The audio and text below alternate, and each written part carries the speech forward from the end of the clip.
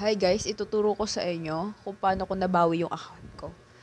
Ayan, nasuspended siya nung una. Then, eto, nabawi ko na siya guys. Ayan. So, first guys, yung ginawa ko is, gumawa muna ako ng new account. Pero, ginawa ko siya sa ibang device. Nakihiram ako sa phone ng kaklase ko. Tapos guys, yung account ko na yun, nasuspended na naman siya. Kaya, ayun, gumawa naman ako ng bago. Bumili pa ako ng SIM card. Pero ayun, nagtagal naman din siya. Nung magti 3 months na, ang dami ako nanonood na tutorial kung paano nabalik yung account.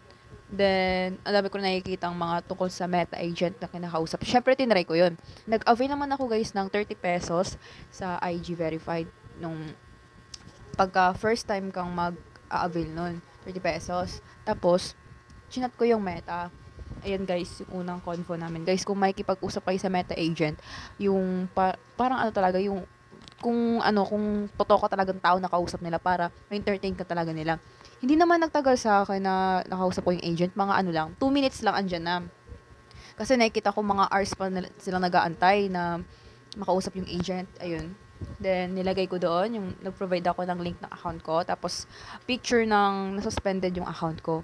Ayun yung sinend ko. Tapos, nag-wait ako ng 3 weeks. Nagulat na lang ako guys na bumalik na yung Facebook ko.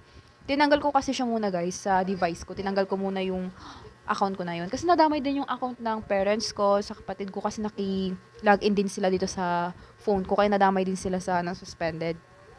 So, yun guys, same day din silang nasuspended. Same day din na bumalik yung mga account namin.